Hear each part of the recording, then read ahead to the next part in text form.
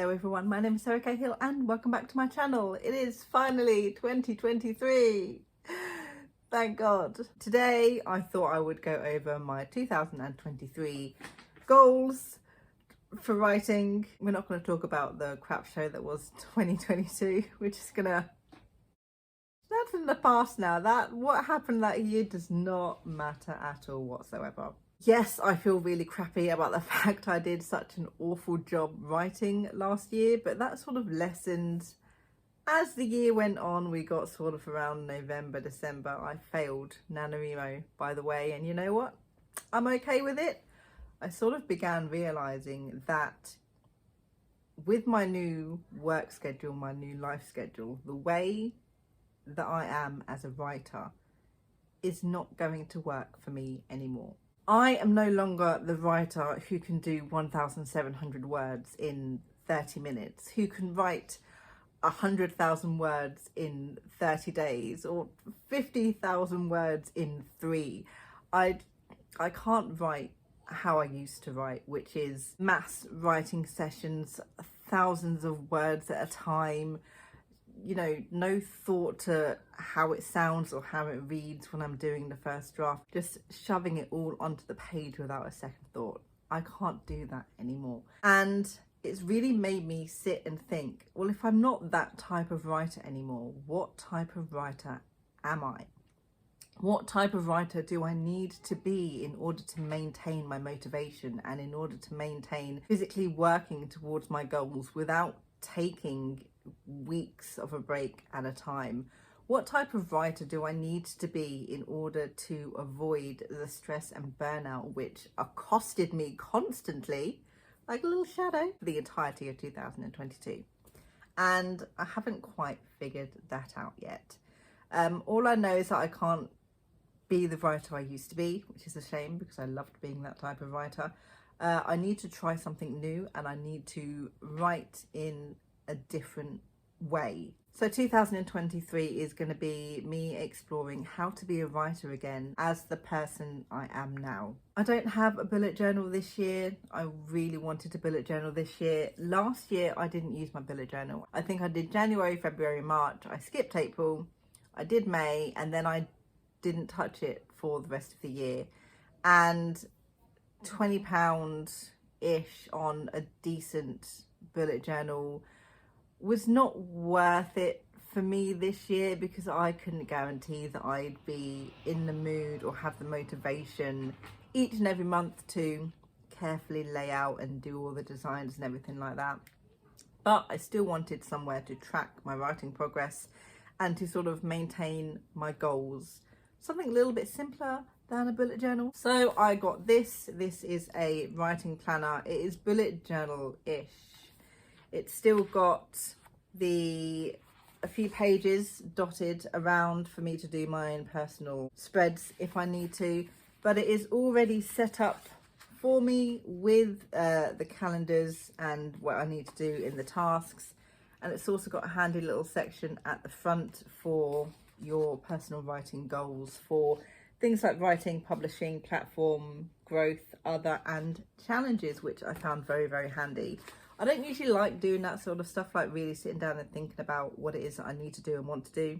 I figure it's important for me to try and do that this year, especially because last year was a massive failure. So I've used this to sort of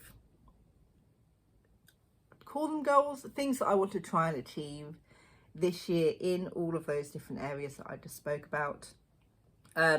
So one of my goals for writing, for instance, is to create reasonable monthly goals, because I'm not really a goals deadline person month to month, but this year I wanted to try and set myself monthly goals, quarterly goals, things like that, to sort of try and have something to work towards at the end of the month that isn't too much for me to handle, but still gives me a sense of ongoing accomplishment that I was missing in 2022. I didn't actually think going into this video that I had a lot of goals I wanted to achieve this year. Looking at what I have written in my yearly goals, I've actually got quite a lot. Not a lot of them to do specifically with physically writing, which is good, but there's a lot of things writing related that I have as a goal that I want to achieve as well. So I have 3 main writing goals this year.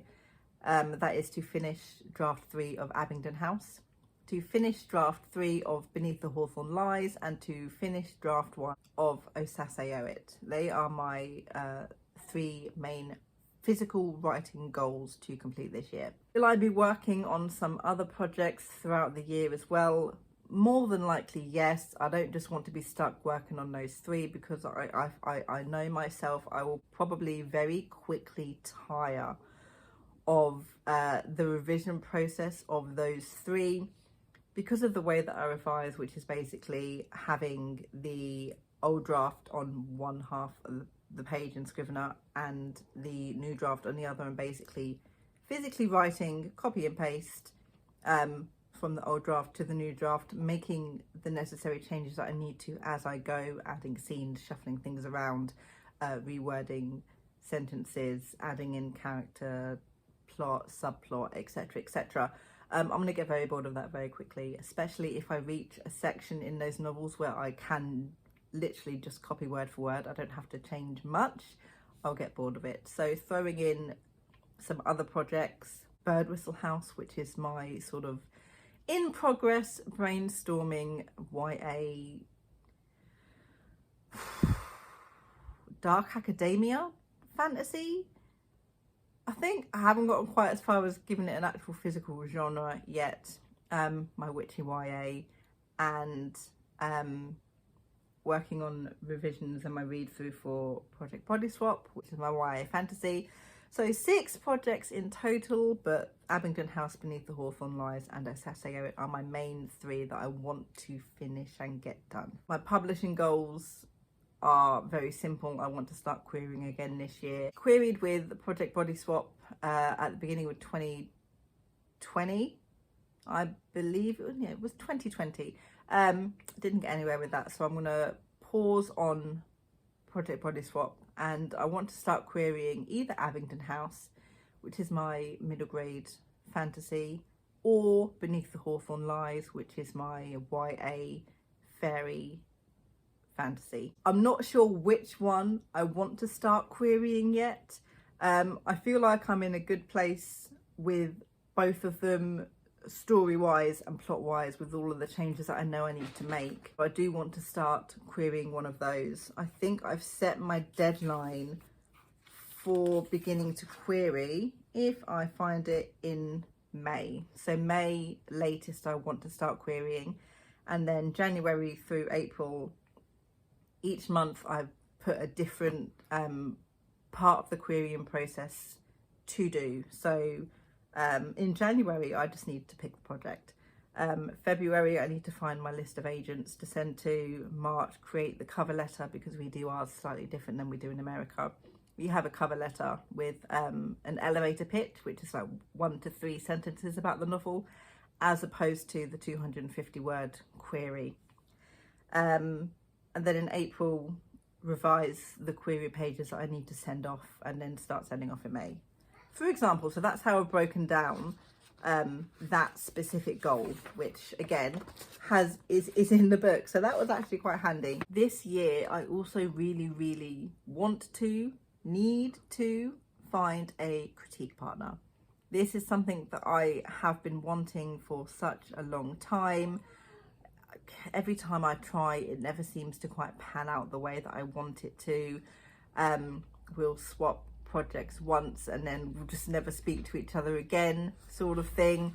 And I think it's really important for me as I am, and for me as a writer, to just have, you know, that one person who knows my project in and out as much as I know my own project in and out, where I know their project in and out, and we are at a place where we are comfortable with swapping ideas, brainstorming, helping each other tweak plot, character, etc, etc. I want the person where we will write our draft and we'll send it to each other, and we can revise each other's drafts and send it back and forth, etc, and so on and so forth. I need to find that person this year, because one, it'll help me out a lot with my own writing, my own deadlines, and making sure that I am keeping on track with everything I need to keep on track with. Two, it will help me, you know, with revisions of my own work, because I'm focusing so much on helping them with their plot, their pacing. It will help me pay attention to my own. And third, making friends, community, and helping other writers, which is something I miss doing greatly. I sucked at social in 2022 and I feel a little bit bad about it, mostly because it's making me feel worse, because I don't have that sort of authorly social or writerly social circle, which I don't like that I don't have. But I'm also very crap at making a circle as such, so I need to work on that this year. Of course, we're going to stick in my traditional reading goal, which is 12 books, which is 1 book per month, which I have failed every single year that I've made it since 2017, and will most likely continue to fail. But I'm going to keep making that same goal anyway, because I'm going to hit it one day. Along with 2023 and me trying to give myself goals, I also really wanted to try and work on my own personal writing routine. I don't have a routine. I, at the moment, write when I am bothered to write, for however long I'm bothered to write for.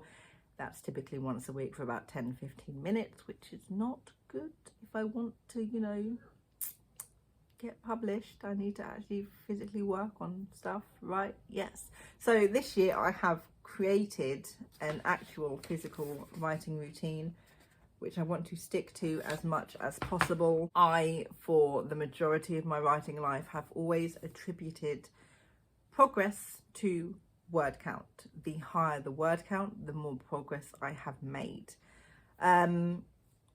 Again, that's not the type of writer I am anymore. I can't do big word counts anymore. I don't have the focus, I don't have the energy, I don't have the drive or the motivation to sit there for hours and hours on end and get all of these words in again, which sucks so much because it's so fun. I've had to really think about how I want to set my writing routine and how I want to see my progress and what I want to attribute to progress that is not word count. So we are starting the year off with writing for 1 hour a day, a minimum of 5 days a week. So that will give me 2 days break if I need the break. And within that 1 hour that I am writing, anything to do with writing goes. So that can be physically writing, that can be rereading what I have written in order to try and get a better sense of where I am in the story, making revision notes, shuffling scenes around, adding scenes, plotting, working on character, etc, etc. But the goal is to focus on just that, the story, for that 1 hour, and I will call that progress. I'm also adding in a good, better, best goal, which I believe was first coined by Holly Davis, where you have 3 different goals to achieve: a good goal, a better goal, and your best goal. So no matter what it is you achieve, you've still achieved something. So in regards to how long I spend writing per day, good is 1 hour, better is 1.5 hours, and best is 2 or more hours worth of writing. Focus a minimum of 5 days a week. That way, if I only do the 1 hour, I still feel like I've achieved what I need to achieve. If I go up to 2 hours or more, I'm fantastic that day, and no one in the world can beat me, basically, is how I'm going to see that. Then along with my yearly goals, I'm also going to give myself weekly goals to ensure that I always know that I have something else to do. And so if I'm writing during an hour and I finish one sort of weekly goal in that hour, I've got another one I can immediately go to without umming and ahhing about what it is that I want to do. Also tracking my progress and for timing myself for the hours, I'm going to be using an app called Focus To Do, which I'll show you now. So this is Focus To Do. You can get it as an extension on Google Chrome, or you can download it as an app. Basically, it is a Pomodoro timer, which times and tracks your Pomodoros and breaks for you, but it also helps you track the projects that you are working on, set yourself tasks, goals, etc, etc. So you can have all of your projects down on the left here. You can color code everything you need to. You can assign specific tasks for all of your specific projects that you want to work on. And if you look here in the corner, there's a little 7 January. You can set yourself specific deadlines for these goals as well. Using Focus To Do is each week I'm setting myself 3 specific goals that it is that I want to complete. So every Sunday I'm planning to go through my list of all of my projects. I'm going to add some tasks onto all of these projects, and then I'm going to pick 3 of those tasks in a variety of projects to complete by the next Saturday. And then if I complete all 3 of those tasks, great, fantastic. If I feel like I want to give myself extra tasks, I can then, once I've completed those 3 tasks, set myself another task until I have reached that 1 week deadline, or I've reached my 5 hours minimum for the week. And then I've also got some monthly tasks on here, which is to completely analyze my writing style and figure out how it is I need to write going forward, and then read a book due by the 31st. I haven't done either of those yet, unfortunately. And once you have completed your tasks, it tracks, ignoring this bit down here, it tracks what you worked on, how long you worked on it for, and then it will also give you, this is how long you worked on that specific task for. So this is going to be really handy if I continue to use it, I should say, in keeping track of what it is I need to do, or the main things I need to do in each project, how long it's taken me to complete all of these things, and how good I am at completing all of these tasks per week. So that is how I am tracking my progress, my goals, the things I need to do. Every time I write for an hour, I'm just giving myself everything now. Stickers like a child. I'm giving myself a sticker for every single day that I write for an hour. So I can look at this and see how many days I achieved my goal. We're going to do that way. And hopefully the sort of habit of writing, getting the sticker, sticking it in the book, hopefully that will help me sort of form the habit of writing, which will make everything a whole lot easier. So those are my writing goals for 2023. Thank you guys so much for watching, and I will see you next time. Good thoughts and happy writing.